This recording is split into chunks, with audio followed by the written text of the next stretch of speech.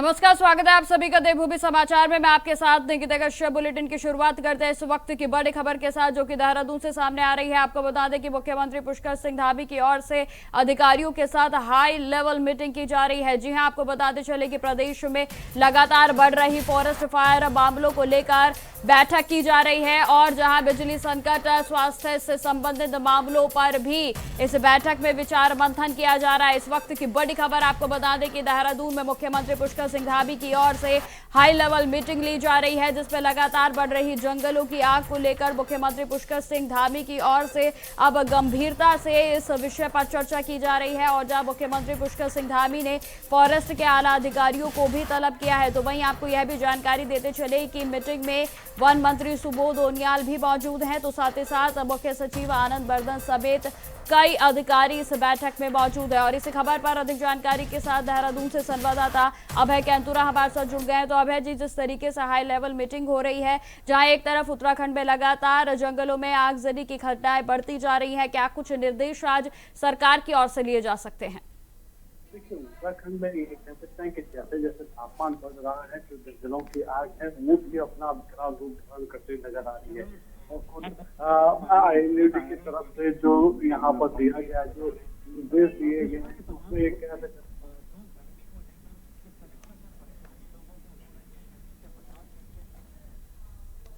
बनाए जा रहे हैं। हालांकि डॉक्टरों का ये कहना है कि अनावश्यक घर से बाहर ना निकले, क्योंकि तो अभय जी, क्या आप मेरी आवाज सुन पा रहे हैं?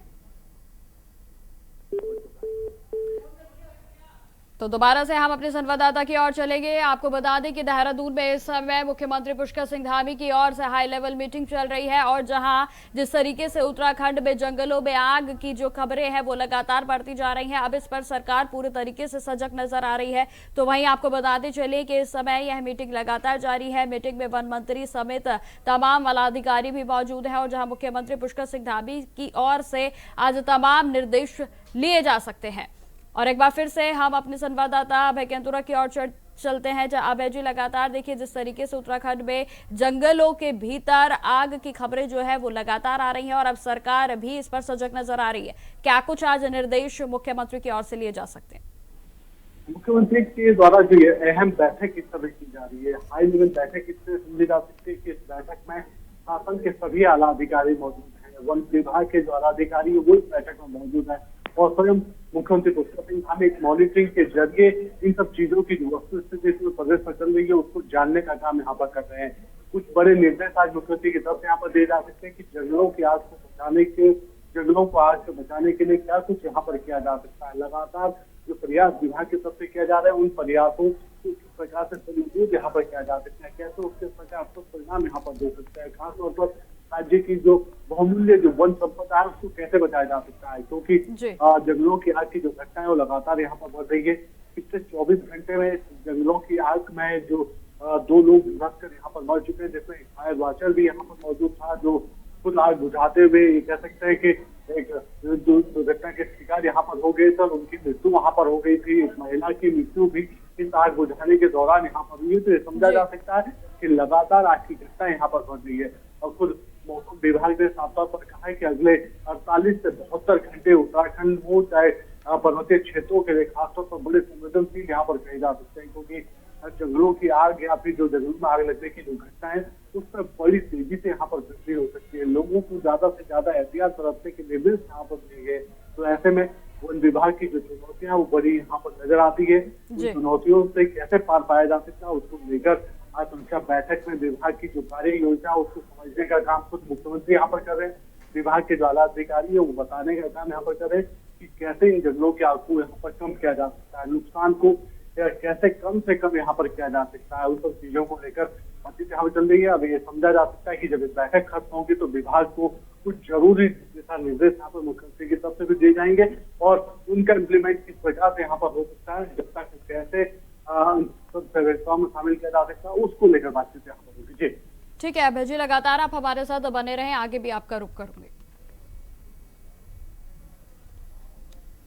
खबरों में आगे बढ़ते हैं। देहरादून से खबर सामने आ रही है, जहां मुख्यमंत्री पुष्कर सिंह धामी ने प्रदेश की विभिन्न विकास योजनाओं के लिए 29.10 करोड़ की वित्तीय स्वीकृति को प्रदान किया है। इस योजना में अवस्थापना विकास तो वहीं आपको बता दें कि पेयजल की व्यवस्था और जन सुविधाओं से जुड़े कई महत्वपूर्ण कार्य भी शामिल है। मुख्यमंत्री पुष्कर सिंह धामी ने अधिकारियों को निर्देश दिए हैं कि सभी योजनाओं का क्रियान्वयन गुणवत्ता और समयबद्धता के साथ किया जाए। तो खबरें लगातार जारी रहेगी, फिलहाल रुकते छोटे से ब्रेक के लिए।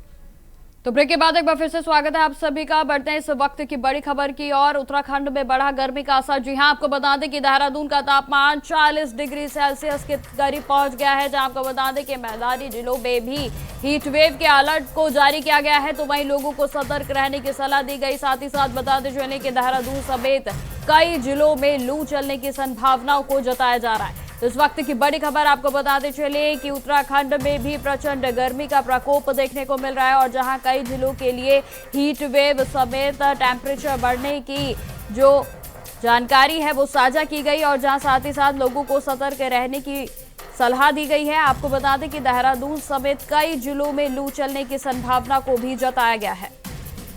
और इसी खबर पर अधिक जानकारी के साथ संवाददाता अभय कैंतुरा हमारे साथ जुड़े हुए हैं। तो अभय जी, लगातार अब उत्तराखंड में भी गर्मी का प्रचंड प्रकोप देखने को मिल रहा है। किस तरीके का तापमान है, किन जिलों के लिए अलर्ट को जारी किया गया है? अभय जी।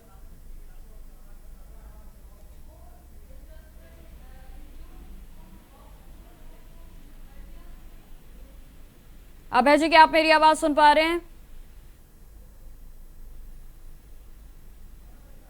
नेटवर्क इशू के कारण शायद अभय जी हमारी आवाज नहीं सुन पा रहे हैं। आपको बता दें कि उत्तराखंड में लगातार हीट वेव को लेकर भी अलर्ट को जारी किया गया है, जहां तमाम जिलों में तापमान की बढ़ोतरी को देखते हुए सलाह दी गई है कि जरूरत ना पड़े तो दोपहर में घरों से बाहर ना निकले। तो आपको बता दें इस वक्त की बड़ी खबर, जहां देहरादून का तापमान 40 डिग्री सेल्सियस दर्ज किया गया है। तो वहीं दोपहर में तापमान के और भी बढ़ोतरी होने की संभावनाओं को भी जताया जा रहा है।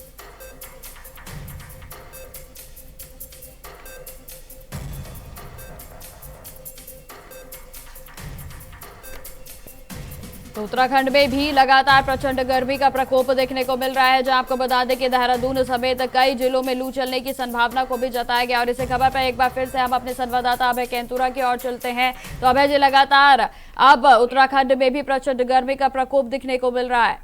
अभय जी, देखिए, उत्तराखंड में अगर गर्मी की बात करें तो मौसम विभाग ने भी इसकी संभावना यहाँ पर जताई थी और 48 से 72 घंटे के भीतर जो तापमान है मैदानी क्षेत्रों में 40 डिग्री से ऊपर का तापमान बताने का काम यहाँ पर किया गया था।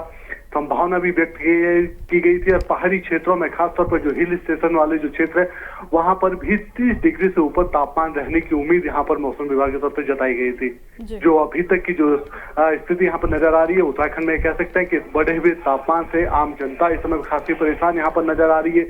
जो पर्यटक उत्तराखंड का रुख कर रहे हैं, जो यहाँ पर पहुंचे हुए हैं, उन लोगों को भी परेशानियों का सामना यहाँ पर करना पड़ रहा है। मुख्यमंत्री पुष्कर सिंह धामी ने एक अहम बैठक आज बुलाई है, जिसमें पेयजल विभाग से संबंधित अधिकारियों के साथ वो बैठक यहाँ पर कर रहे हैं और दिशा निर्देश देने का काम उनकी तरफ से यहाँ पर किया जा रहा है कि किस प्रकार से यहाँ पर काम किया जा सकता है। खासतौर पर जो पेयजल आपूर्ति या विद्युत आपूर्ति है उसको सुचारू रूप से कैसे यहाँ पर रखा जा सकता है, ताकि जनता की जो परेशानियां हैं उन परेशानियों को कम यहाँ पर किया जा सके।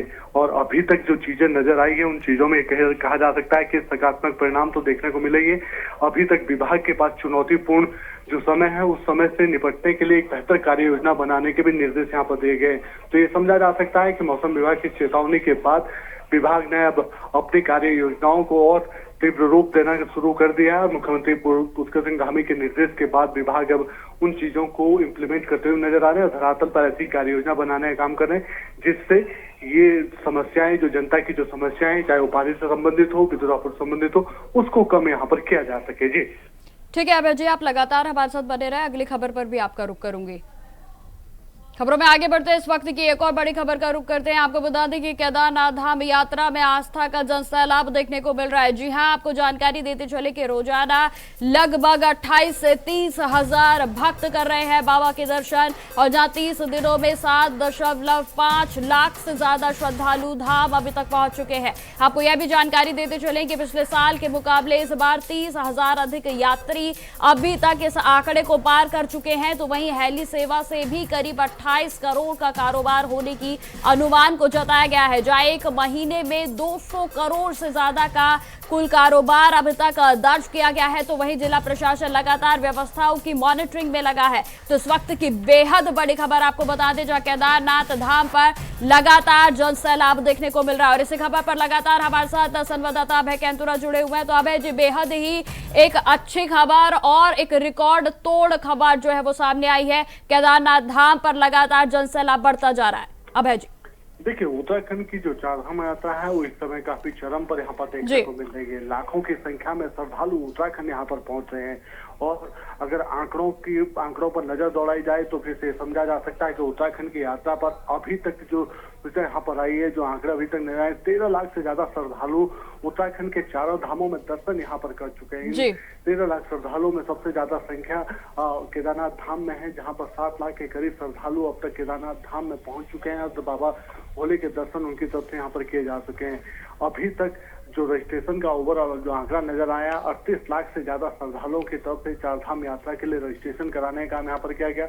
उस रजिस्ट्रेशन में लगातार कोशिश यही की गई कि फिर लोगों को यहाँ पर रखा जाए और ज्यादा से ज्यादा लोगों की जो यात्रा सुविधाएं उनको और बेहतर बनाने का काम यहाँ पर हो सके। तो लगातार प्रयास है और ये समझा जा सकता है कि उन प्रयासों के फलीभूत में भी यहाँ पर सकारात्मक असर यहाँ पर देखने को मिल रहे हैं। और चारधाम यात्रा में लगातार श्रद्धालुओं की जो संख्या है वो बढ़ती हुई भी नजर आ रही है। प्रयास यही है कि श्रद्धालुओं की यात्रा सुगम और सुरक्षित यहाँ पर हो सके। उसके लिए जिला प्रशासन और शासन के आला अधिकारियों की तरफ से जो निर्देश यहाँ पर दिए गए, उसके अनुरूप में जिला प्रशासन, SDRF और पुलिस विभाग लगातार वहाँ पर काम कर रहा है और कोशिश कर रहे हैं कि जो श्रद्धालु यहाँ पर पहुंचे हैं उनके सुगमता से उनको दर्शन यहाँ पर हो सके। व्यवस्थाएं अनुकूल बनाने के लिए जो जिम्मेदार अधिकारी हैं उनकी जिम्मेदारी भी यहाँ पर तय कर दी गई, चाहे वो जिला प्रशासन को या पुलिस प्रशासन को। और कोशिश यही है कि उत्तराखंड की ये यात्रा रिकॉर्ड तोड़ यात्रा यहाँ पर बन सके और पिछले साल की तुलना में ये यात्रा इस बार नया आंकड़ा छूती हुई नजर आया। जी बिल्कुल अभय जी, देखिए अभी तो कुछ ही समय हुआ है यात्रा को खोले हुए और इस तरीके से रिकॉर्ड तोड़ संख्या सामने आ रही है, तो क्या लगता है कि आगे और भी रिकॉर्ड जो है वो दर्ज होंगे? देखिए, जिस प्रकार से रजिस्ट्रेशन का आंकड़ा यहाँ पर नजर आ रहा है और जो श्रद्धालुओं की भीड़ अब तक उमड़ती हुई यहाँ पर दिख रही है, तो ऐसे में समझा जा सकता है कि पिछले वर्ष की तुलना में इस बार जो श्रद्धालु यहाँ पर पहुंचेंगे वो रिकॉर्ड तोड़ श्रद्धालु यहाँ पर पहुंचेंगे।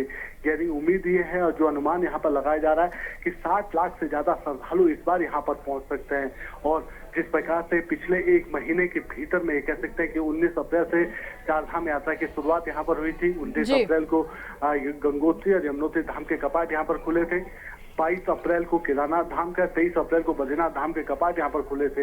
इतने कम समय में जिस प्रकार से ये यात्रा 14 लाख के करीब यहाँ पर पहुंच चुकी है, यानी श्रद्धालुओं के दर्शन करने का आंकड़ा 14 लाख के करीब यहाँ पर पहुंच चुका है, वो अपने आप में ये बताने के लिए काफी है कि उत्तराखंड की जो चारधाम यात्रा उस पर आने वाले श्रद्धालु अभी तक जो संतोष व्यक्त कर रहे हैं, उससे आने वाले दिनों में ये यात्रा और बढ़ती नजर आएगी। श्रद्धालुओं की भीड़ की संख्या में और इजाफा होता हुआ भी नजर आएगा। जी ठीक है अभय जी, तमाम जानकारी के लिए आपका बहुत बहुत धन्यवाद। खबरों में आगे बढ़ते हैं। खबरों में आगे बढ़ते हुए आपको बता दें कि कांग्रेस ने भाजपा के भीतर कथित गुटबाजी और विधायकों की नाराजगी को लेकर तीखा हमला किया है। जी हां, आपको जानकारी देते चले कि कांग्रेस के प्रदेश अध्यक्ष गणेश गोदियाल का कहना है कि अगर यह नाराजगी बढ़ती रही और समय रहते खत्म नहीं हुई तो इसका सीधा नुकसान राज्य की जनता को भी उठाना पड़ेगा। आगे उन्होंने क्या कुछ कहा, आप सुनिए। मैंने कल परसों इस बात को बहुत स्पष्ट रूप से कहा था कि भारतीय जनता पार्टी के अंदर की जो खींचतान है, अंदर की जो लड़ाई है, उससे जनता को विपरीत असर का सामना करना पड़ रहा है। पब्लिक के ऊपर इसके विपरीत असर पड़ रहा है। जहाँ तक अनिल बलूनी जी की और गणेश गोदियाल की बात है, ये ठीक है कि हम लोग आपस में चुनाव लड़े और आगे भी भविष्य में लड़ेंगे। उनकी विचारधारा बीजेपी की विचारधारा है, मेरी विचारधारा कांग्रेस की विचारधारा है। हम आगे भविष्य में लड़ भी सकते हैं, लेकिन नहीं लड़ेंगे तो हमारी पार्टियों के लोग लड़ेंगे, उस रूप में हमारे विचार लड़ेंगे। अगर हम आमने सामने नहीं लड़ेंगे, मजबूती से लड़ेंगे, लेकिन मैं ये मानता हूं कि अगर अनिल बलूनी सांसद के रूप में गढ़वाल क्षेत्र के लिए कोई योजनाएं ला रहे हों और उसमें उन्हीं की सरकार के लोग, यहाँ की राज्य की सरकार अड़ंगा बनकर खड़ी हो, तो इसका सीधा असर यहाँ की जनता पर पड़ता है। तो बलूनी जी को भी स्पष्ट करना चाहिए कि जैसे उन्होंने हल्के फुल्के ये बात कही थी कि वो कोटद्वार में एक पासपोर्ट ऑफिस सैंक्शन कराए, लेकिन सरकार उसको होने नहीं दे रही है, ये भी उन्होंने कहा था। उनको स्पष्ट कहना चाहिए कि भाई क्या। खबरों में आगे बढ़ते हैं। कांग्रेस ने बढ़ती गर्मी को लेकर सरकार से बेहतर प्रबंध करने की मांग की है और जहां पार्टी ने यह भी सुझाव दिया है कि पेट्रोल डीजल की आपूर्ति की दिक्कतों और भीषण गर्मी को देखते हुए वर्क फ्रॉम होम की नीति को प्रभावी रूप से लागू किया जाए, जिससे कि जनता को राहत मिल सके। तो वहीं कांग्रेस की नेत्री का यह भी कहना है कि विकास के नाम पर बड़े पैमाने पर सड़क निर्माण और पेड़ों की कटाई हुई है और जिसका सीधा असर अब पर्यावरणीय संतुलन पर भी पड़ रहा है।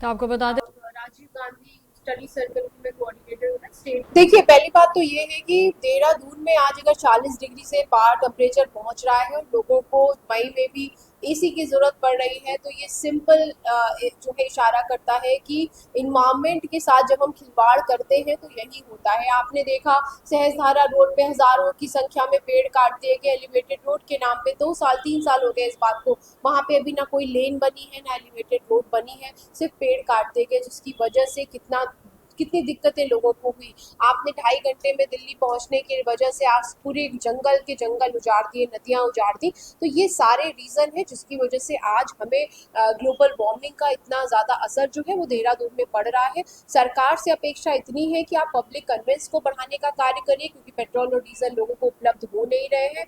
जगह जगह पानी की व्यवस्था करिए, शेड्स की व्यवस्था करिए और जिस तरीके की गाइडलाइंस खुद आपके प्रधानमंत्री दे रहे हैं, वर्क फ्रॉम होम करिए, क्योंकि लोगों को ना डीजल है, पेट्रोल है, उपलब्ध नहीं हो रहा, पब्लिक कन्वेंस है नहीं। तो जरा वर्क फ्रॉम होम की तरफ भी ध्यान दीजिए, जिससे लोगों को जो है मुझे लगता है कि नुकसान कम हो और थोड़ा बहुत फायदा इस महंगाई की मार से मिल जाए। अब खबर हरिद्वार से है, जहां आयोजित होने वाले कुंभ मेला 2027 को लेकर इस बार अत्याधुनिक संचार सुविधा से लैस किया जाएगा। जहां आपको जानकारी दे दें कि 14 जनवरी से 20 अप्रैल तक 2027 तक चलने वाली इस भव्य आयोजन के मेले प्रशासन तो वही दूरसंचार के विभाग ने भी अभी से तैयारियों को शुरू कर दिया है, जहां करोड़ों श्रद्धालुओं को निर्बाध मोबाइल और इंटरनेट की सेवा देने के लिए मेला क्षेत्र में स्थायी मोबाइल के टावर्स को भी बढ़ाया जाएगा। तो वहीं इसके अलावा सेल ऑन व्हील्स तो वहीं स्मॉल सेल टावर भी बड़ी संख्या में लगाए जाएंगे, ताकि भीड़भाड़ वाले इलाकों में भी नेटवर्क पूरे तरीके से मिलता रहे, नेटवर्क बाधित ना हो।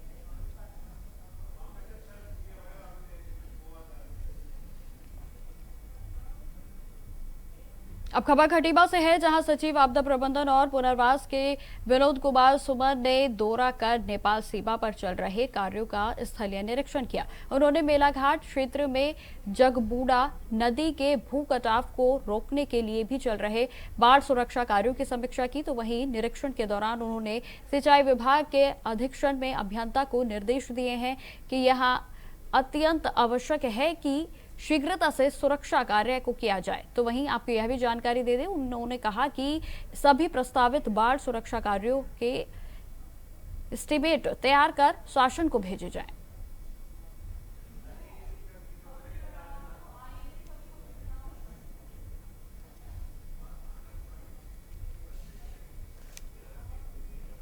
खबरों में आगे बढ़ते हैं। दिल्ली देहरादून इकोनॉमिक कॉरिडोर के गणेशपुर देहरादून सेक्शन पर ढलान स्थिरीकरण कार्य शुरू होने जा रहा है। जी हां, आपको जानकारी दे दें कि जिसके चलते 22 मई 2026 से 8 जून 2026 तक ट्रैफिक डायवर्जन लागू रहेगा। तो वहीं यह निर्माण NHAI के द्वारा पहाड़ी क्षेत्रों की सुरक्षा को ध्यान में रखते हुए लिया गया है और करीब 1.25 किलोमीटर हिस्से में कार्य किया जाएगा। जहां आपको यह भी जानकारी दे दें कि देहरादून जाने वाले वाहनों को RHS कैरिजवे के जरिए तो वहीं दिल्ली से सहारनपुर की ओर जाने वाले वाहनों को पुराने हाईवे सेक्शन से डाइवर्ट किया जाएगा।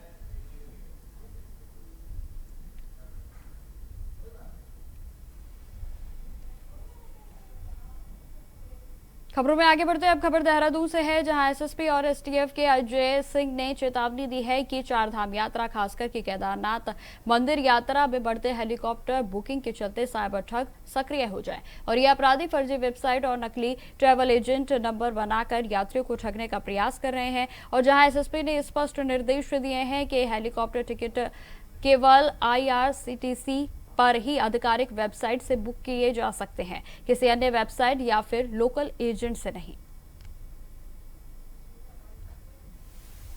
अब विगत सालों में देखा गया जिस तरह से श्री केदारनाथ धाम हो या चार धाम की यात्रा, जो 50 लाख से ज़्यादा यात्री यहाँ पर आते हैं, तीर्थयात्री आते हैं, उसको देखते हुए जो हमारी सरकार की तरफ से जो हेली सर्विसेज यात्रियों को लगाई गई, उस पर देखते हुए साइबर अपराधी हैं, चूँकि बड़ी संख्या में यात्री श्री केदारनाथ धाम में और श्री जाते हैं वहाँ पर हेली टिकट के माध्यम से, उसको देखते हुए विगत सालों में काफ़ी सारे फेक वेबसाइट्स ऐसी बनती है या फेक नंबर्स को सर्कुलेट किया था ट्रैवल एजेंट नाम में, जो तत्काल बुकिंग की बात करते हैं, जबकि राज्य सरकार के द्वारा जो है IRCTC की वेबसाइट से ही खाली टिकट हो सकते हैं, अन्य किसी वेबसाइट या लोकल ट्रैवल एजेंट के माध्यम से नहीं होते हैं।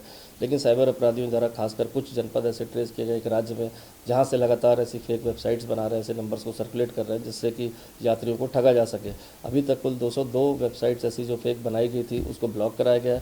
एक मुकदमा 132 ऐसी वेबसाइट थी जो एक दो जनपदों से एक राज्य के ऑपरेट हो रही थी, उन पर एक केस भी पुलिस द्वारा अभी साइबर पुलिस द्वारा एक लिखाया गया, जिसमें हमारी टीम उस पर काम कर रही है। तो फिलहाल मेरे साथ इस बुलेटिन में इतना ही। देश दुनिया की तमाम खबरों की जानकारी के लिए बने रहें हमारे साथ। नमस्कार।